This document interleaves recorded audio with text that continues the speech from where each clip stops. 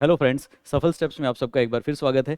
एक बहुत ही important question है जिसमें कई सारे बच्चे डाउट्स कंटिन्यूसली पूछ रहे हैं और मार्केट में एक बेहद कंफ्यूजन का माहौल खड़ा कर दिया गया है कि नगरपालिका अधिनियम, राजस्थान नगरपालिका अधिनियम 2009 की धारा संख्या 6 है, सेक्शन नंबर 6। उस धारा के अनुसार वहाँ पे लिखा हुआ है कि नगरपालिका में कम से कम 13 सीट होनी चाहिए। तो वो कई जगह पे बता दिया गया है कि सीटों की संख्या 20 होनी चाहिए, न्यूनतम सीटें 20 हो गई हैं। और बच्चे कंफ्यूज हैं कि आंसर कौन सा करें, 13 या 20। तो इस वीडियो को ध्यान से देखिए और समझने की कोशिश कीजिए कि क्यों लोग 20 बता रहे हैं, क्यों हम बार बार कह रहे हैं कि नहीं 13 सीटें हैं, 13 सीटें हैं। सही कौन गलत कौन, इस बात का फैसला आप खुद कर लीजिएगा और एग्जाम में गलती करने से बचिएगा। बहुत सारे ऐसे लोग हैं जो बिना सोचे समझे बच्चों को बोल तो देते हैं, लेकिन बात के पीछे कोई तथ्य भी होना जरूरी है। देखिए, सबसे पहले ये देखिए जरा कि जो 13 की फिगर है कि कितनी सीटें होनी चाहिए, जिसमें हम लोग बार बार कह रहे हैं 13 सीटें। 13 सीटों की जो बात है वो राजस्थान नगरपालिका अधिनियम में कही गई है, धारा संख्या 6 में लिखा गया है कि 13 सीटें न्यूनतम होनी चाहिए।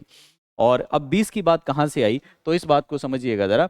2022 में 14 दिसंबर 2022 को राजस्थान स्वायत्त शासन विभाग के अधिकारियों द्वारा, स्वायत्त शासन विभाग द्वारा एक चिट्ठी लिखी गई और उस चिट्ठी में जितने भी जिला कलेक्टर हैं उनको लेटर दिया गया और उन लेटर्स में लिखा गया कि चुनाव की जो घोषणाएं, बजट की जो घोषणाएं की गई हैं, बजट की घोषणाओं के हिसाब से नई गठित नगर पालिकाओं के अंदर हम लोगों को वार्ड्स बनाने हैं, वहां पे सीटों की संख्या न्यूनतम कितनी। तो वहां पे लिखा गया कि कोई भी ऐसी जगह जिनकी जनसंख्या 15,000 तक है तो वहां पे हम कम से कम 20 वार्ड बनाएंगे, तो वहां से या 20 सीटें वहां पे होंगी। तो वहां से ये 20 सीटों को उठा लिया गया। आप समझिएगा मेरी बात को, सही क्या गलत क्या मैं बता देता हूं।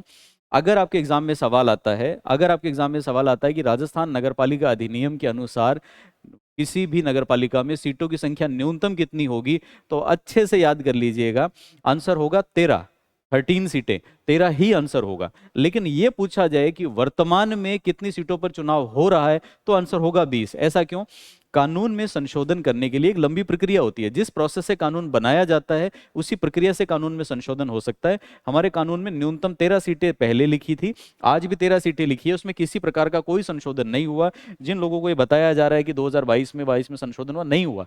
वो आज भी 13 सीटें ही लिखा हुआ है। लेकिन न्यूनतम 13 होने का मतलब है कम से कम 13 होनी जरूरी है। सरकार चाहे तो कितनी भी बना सकती है।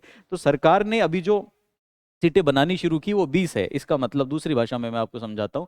अगर मान लो कि आपको बोला जाए कि किसी परीक्षा में पास होने के लिए न्यूनतम 35 नंबर की आवश्यकता है, तो मिनिमम 35 नंबर हो गए। लेकिन अगर आपके 45 आ जाते हैं तो वो तो ठीक ही है। तो ये बिल्कुल वैसी ही बात है कि इस आदेश के हिसाब से जाएं तो गवर्नमेंट ऑर्डर के हिसाब से 20 है, लेकिन कानून के हिसाब से चलें तो कानून के हिसाब से 13 है। अब आपको प्रश्न की भाषा देखनी है, एग्जाम की भाषा क्या है। अगर भाषा में कहा जाता है राजस्थान नगरपालिका अधिनियम के अनुसार न्यूनतम कितनी सीटें आवश्यक है, तो आंसर होगा 13।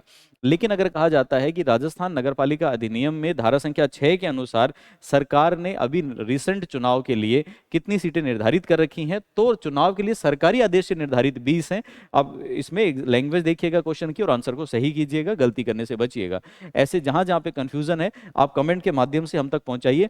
एग्जाम से पहले पहले आपके जो भी कंफ्यूजन हैं उनको क्लैरिफाई कर देंगे हम लोग, सो दैट एग्जाम में होने वाली गलती से बचा जाए। और एक चीज याद रखिएगा, जब एग्जाम में प्रश्न आता है और उसका आंसर में कंफ्यूजन और कल को हम उसे ले जाके चैलेंज करते हैं, तो चैलेंज करने के लिए हमारे पास ऑथेंटिक डॉक्यूमेंट चाहिए। तो हमारे पास अगर ऑथेंटिक डॉक्यूमेंट है कि ये देखिए नगरपालिका अधिनियम में 13 लिखा है, वो सही माना जाएगा।